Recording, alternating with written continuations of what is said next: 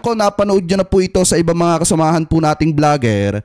At ito naman po mga kababayan ay naka-public. Ito po ay kinikredit natin kay Brothers Travelers. Medyo magiging kakaiba lang kasi mga kababayan, sa totoo lang, si Brothers Travelers po ay naging personal kong kaibigan. Bakit mga kababayan? Kasi unang-una, hindi ko pwedeng sabihin na ako yung naging mentor niya eh. Pero mga kababayan, nung siya ay nagsisimula pa lamang, sa issue ng Jobelin Galieno, nagkaroon tayo mga kababayan, may mga tao na naninira sa atin before.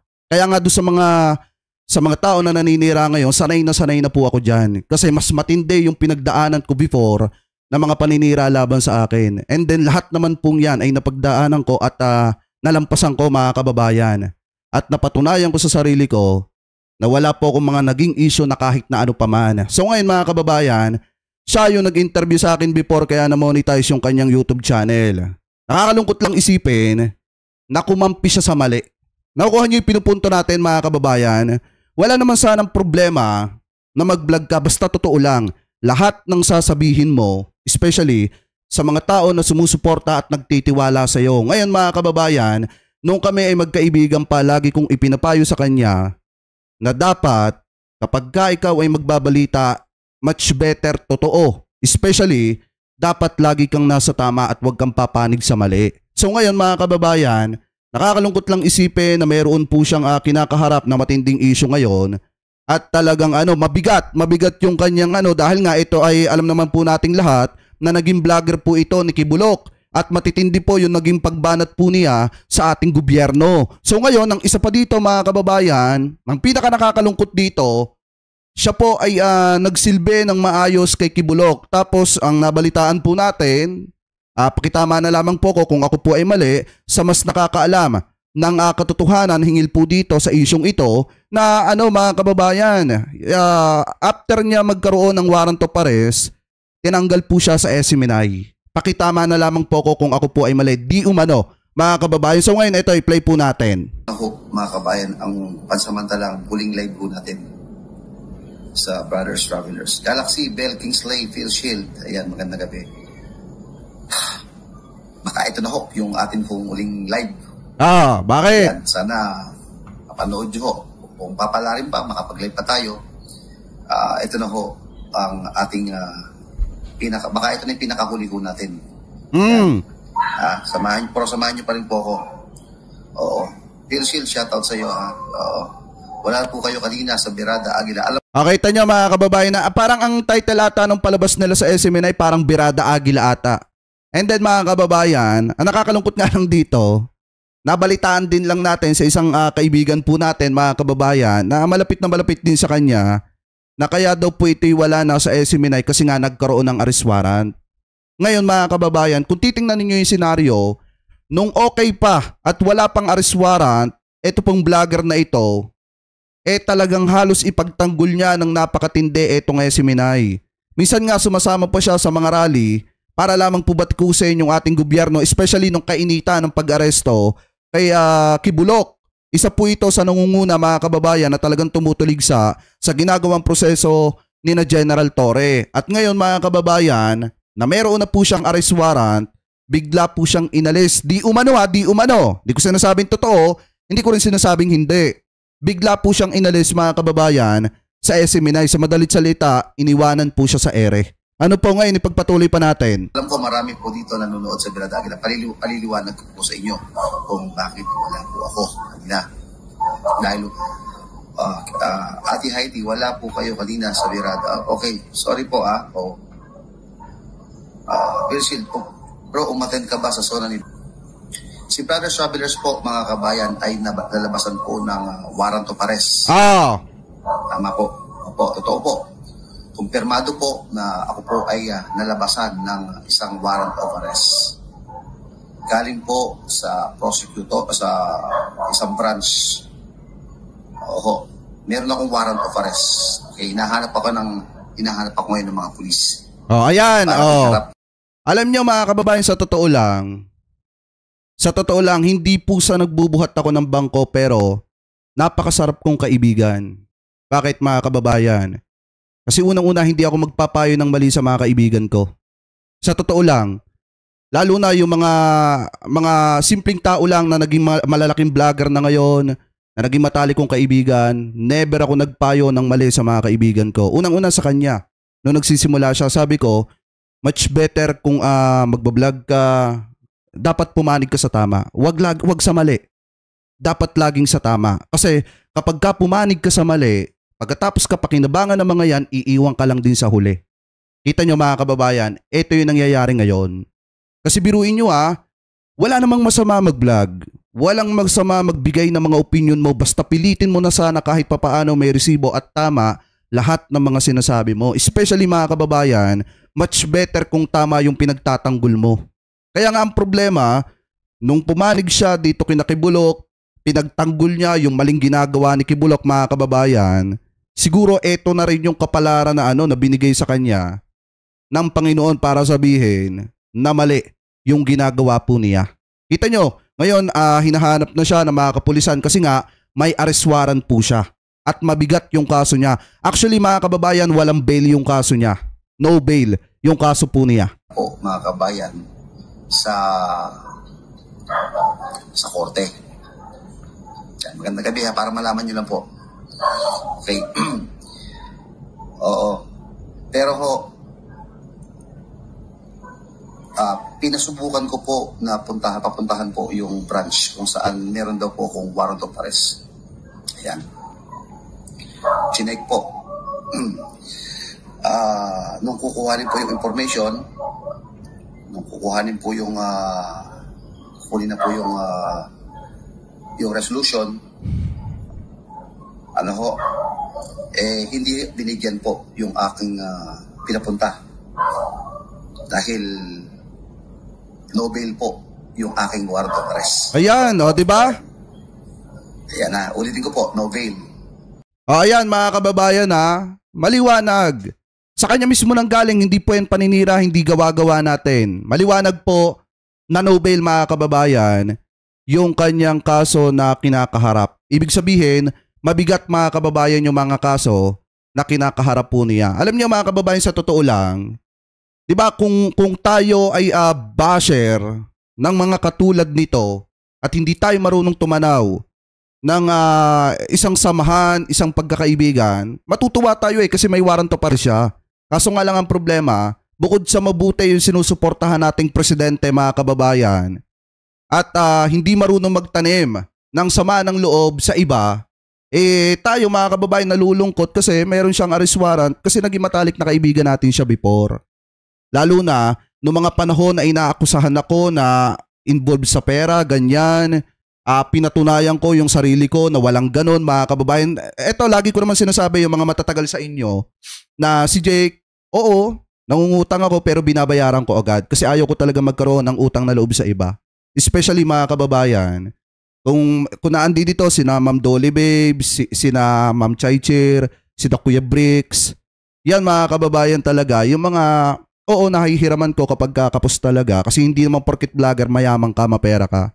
Totoo yan mga kababayan, pero kahit tanungin nyo yung 3 tao na yan, wala po akong utang dyan. Talagang nabayaran ko na po. Kaya nga mga kababayan, sa totoo lang, ako nagpapasalamat din ako sa tao na to kasi I think 3 years ago, in-interview niya ako, napatunayan ko yung sarili ko, na malinis yung pangalan ko mga kababayan. Kaya nga, alam ko may mga darating na issue, babatuhin ako ng babatuhin, kasi normal lang naman sa vlogger yan.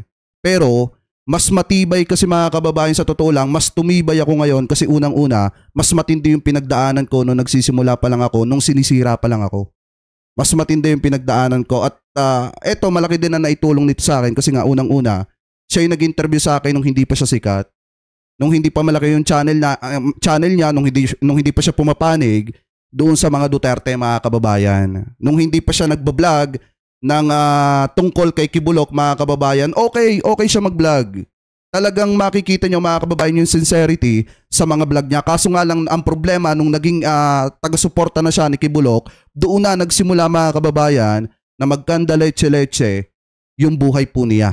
Kita nyo ngayon, mabigat yung kinakaharap niya na problema, talagang may mga matitinding issue, may mga matitinding tulad dito, no bail yung kaso niya na kinakaharap. Okay lang sana kung may piyansa, kaso ang problema, wala pong piyansa. Kaya ang ginagawa niya ngayon, nagtatago po siya kahit hinahanap po siya ng ating mga kapulisan. Ano po mga kababayan, so ngayon ipagpatuloy pa natin.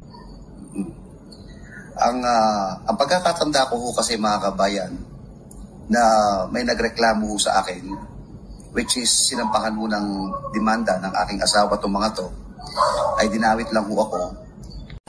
Pero sa tulong po ninyo, sana pagbalik ko ho, nandiyan pa rin ho kayo. Nanonood pa rin po sa akin sa live. Di ba? Sana ho, pag balik ko ho, nandiyan pa. Nandiyan. Opo. Grabe, no? Harapin mo pero wag ngayon. Tsaka take note mga kababayan ha. Eto, tandaan nyo to ha. May isa pa na makakasuhan na DDSHET. Pero mas matindi yung magiging kaso nung isa. Siguro lalabas yan sa mga susunod na araw, susunod na buwan mga kababayan. Pero abangan nyo lang. Eto, Nobel, di ba? Pero mas mabigat yung magiging kaso nung isa. Tapos sobrang nakakahiya pa. Opo. At mayroon naman po mga abogado sa tutulong sa atin. Actually, may mga abogado na po tayo nakaredy na tutulong, nagsabing tutulungan po tayo. Diba?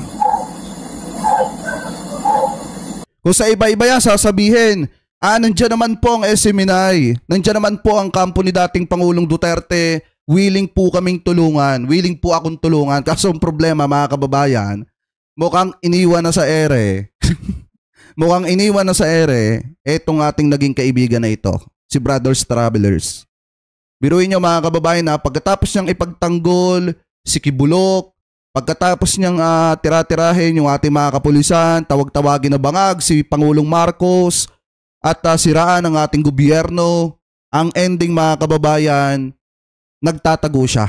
Kasi meron po siyang mabigat. Ito hindi po related ito mga kababayan sa politics. Parang sinasabi niya, sinampahan siya ng kaso ng asawa niya or may nagsampa ng kaso sa kanya, mga kababayan na nadamay siya. So ngayon, kung titingnan ninyo, sabi ko naman po sa inyo, mahirap ibagsak ang presidente kasi ang presidente po natin may mabuting puso. Ngayon, yung mga tao na gumagawa ng fake news para ibagsak ang presidente, tingnan nyo po yung Tingnan nyo po mga kababayan yung nangyayari sa kanila ngayon. Mga nagtatago kasi may mga arrest warrant, may mga kaso na no bail yung kaso at wala pong kinalaman yan sa politika. Ginanda ko na ako sa sarili ko. Yung mga anak ko, stop mo na kayo magtrabaho. Ano na, walang problema yan. Ako huy nagpo-provide doon ng mga lahat ng pangangailangan. Wala kang trabaho si Mrs. Okay lang. Stop mo na kayo mag-aral. Walang problema. Ay, shoutout kay Kuya Bricong ha. Shoutout kay Ma'am Chai Cheer. Ayan, kay Ma'am Dolly Babes. Ayan. Yan mga kababayan. Ako, minahado ko. Diyan minsan ako nanghihiram.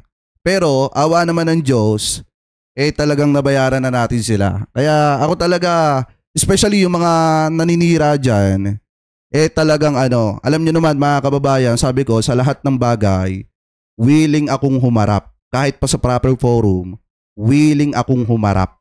Kasi kaya kong patunayan yung sarili ko na wala akong ginagawang masama. Lalo na nung issue ng Jovelyn Galiano, yung mga matatagal dito, alam nyo yan. Inakusahan tayo, hinarap natin kahit saan tayo magpunta, hinarap natin yan. Kaya ang ending, awa ng Diyos mga kababayan, nalinis natin yung pangalan natin at hindi ko hahayaan na sisirain niya ng kahit na sino paman. Sorry po. Dahil pinerwisyo tayo ng demonyo. Wala tayong magagawa. Obligado, titigil sa pag-aaral ho itong mga tao. Wala tayong magagawa Pinasukan ho tayo ng mga demonyo ang utak. Pinerwisyo niyo po. Kumatakin nyo. Hindi nyo ako napapanood. Wala sa na. Pirada. Nasira programa. Wala ako dahil sa ginawa ho nila. Diba? Hindi lang ho na. Eto mga kababayan ibig sabihin legit yung sinasabi natin na wala na po talaga siya sa SMNI. Kasi nga tinanggal siya mga kababayan dahil may arrest warrant na po. Alam niyo ang problema dito sa SMNI, wala silang konsiderasyon. Bakit mga kababayan? Kasi kung tutuusin mga kababayan, dapat ang ginawa nila, tinulungan na lang nila ito Binigyan man lang nila ng abogado kasi pinagtatanggol sila mga kababayan. So bilang baliktangkilik, di umano, dapat tinulungan na lang sana nila. Kaso ang problema, wala na yung programa niya kasi nga, tinanggal na siya dahil meron siyang arrest warrant. Di umano, mga kababayan. Kasi hindi lang ho yan ang siyempre, pati ho yung mga anak ko ang sinira ninyo, tandaan nyo. Tandaan nyo ho ito. Yung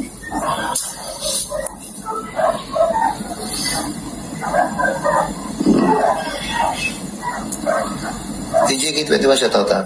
Siyempre ho, susurrender ako. Saan kukuha ko ng pagkain ng mga yan?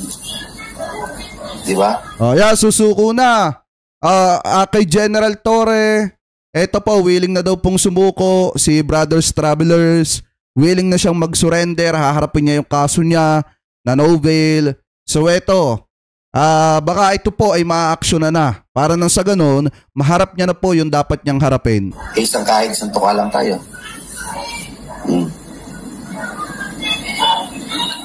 Diba?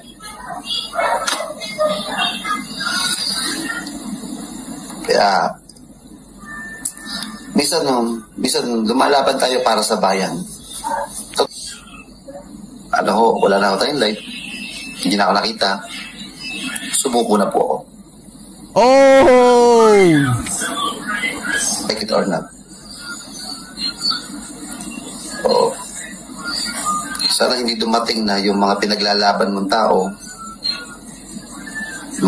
lumalaban ka para sa ibang tao, tapos kailangan ko po abogado. Ayan! Kailangan ko abogado. Nasa na ang SMNI ngayon para tulungan yung vlogger nyo? Kailangan ng abogado. Bigyan nyo ng abogado kasi unang-una, bumaba na to sa gobyerno mga kababayan para ipagtanggol si Kibulok. Ngayon, yung mga nagsasabi dyan na mabubuti itong sina Kibulok mga kababayan, yung mga taga-SMNI, mabubuti yung kampo ng mga Duterte, kailangan ng abogado. Sumuko na daw. Kasi nagagawa niya nga naman daw ipagtanggol yung iba. Pero ngayon, kailangan niya ng abogado. Ibig sabihin mga kababayan, ito yung sinasabi ko, kasalanan din kasi niya. Bakit? Pumanig siya sa mali Kung sana mga kababayan, alam niyo kung sana, nakinig siya sa akin noon pa man na sinabi kong much better kung magbablog ka totoo, nasa tama ka,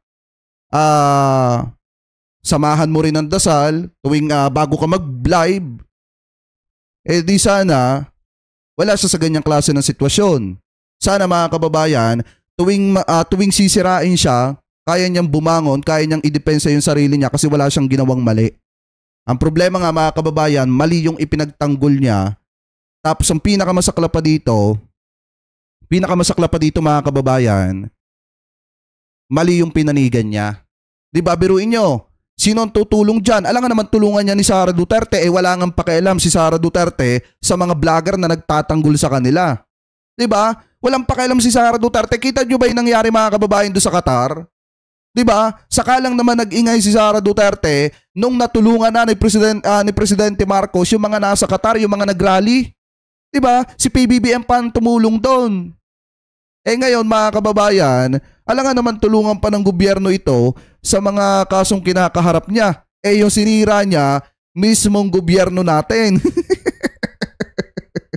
Anyway, shoutout kay Kuya Ripeño ko Kuya Break, thank you very much Belated happy birthday. Teka, birthday mo ba? Tapos na.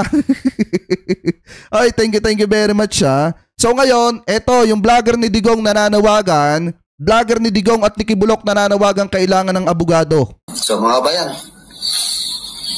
pasamantala muna po tayong papaalam. Maraming salamat po. Ay, salamat Carlos mga sipa. Nabuhay po kayo. Yung mga PNP, mga kapulisan na naghahanap po sa akin, kalma lang ko kayo.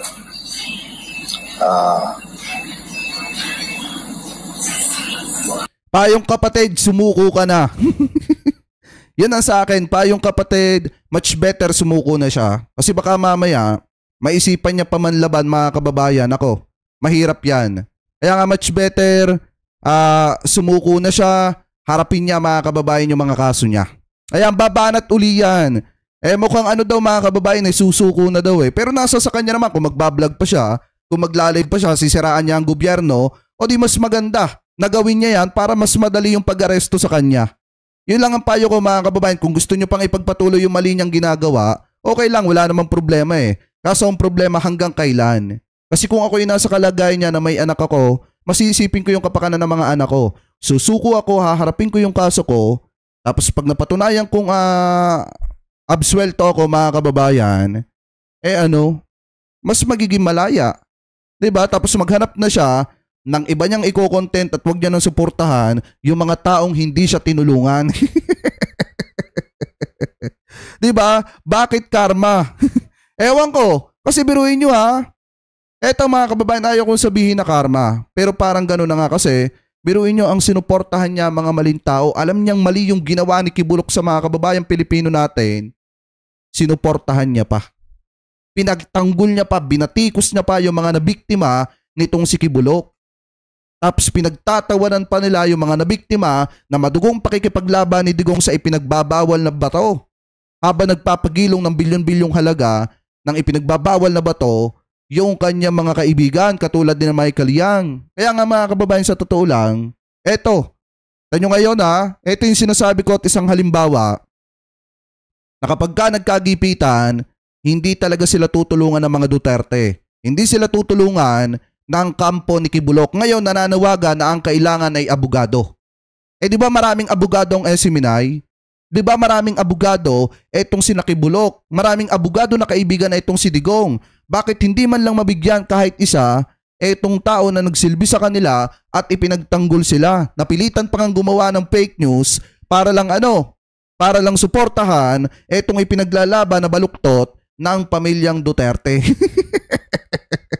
Di ba mga kababayan? Anyway, so kung titingnan nyo, meron po mga kababayan na arrest warrant na nakapending dito po sa isang vlogger ni Digong at ngayon ay nagtatago po ito kasi no bail po mga kababayan. Ibig sabihin walang piyansa yung kanyang arrest warrant, yung kanyang kaso. Mga kababayan, wala pong piyansa. So ngayon, ang ginagawa niya, nagtatago siya sa ating mga kapulisan. So anyway, mga kababayan, comment below na lamang po kung ano po masasabi nyo. Hingil po dito mga kababayan sa issue po na kinakaharap ni Brothers Travelers.